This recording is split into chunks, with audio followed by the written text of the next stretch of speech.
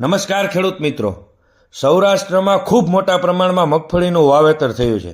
મગફળી પીળી એટલી પીળી છે અને અત્યારે ખેડૂત મિત્રો એમાં ફેરસ એટલે કે હીરાકસી અને લીંબુના ફૂલનો છંટકાવ કરે છે અને એને પૂરા પ્રમાણમાં રિઝલ્ટ નથી મળતું. ખેડૂત મિત્રો, એમાં રિઝલ્ટ ન મળે અને એટલા માટે ન મળે કે ખાલી દવા તમે આપશો, છોડ તો ભૂખ્યો છે, એની ખોરાક બનવાની કેપેસિટી પૂરી થઈ ગઈ છે, એના પાનમાં ક્લોરોફિલ જ નથી, ખોરાક બનતો જ નથી, તો એને હાયરોહાયર ફેરસ, લીંબુના ફૂલ અને સાથે તૈયાર ખોરાક પણ આપવો પડે. તો જ એ મગફળી પાછી રિકવર થાય અને ઝડપથી રિકવર થાય.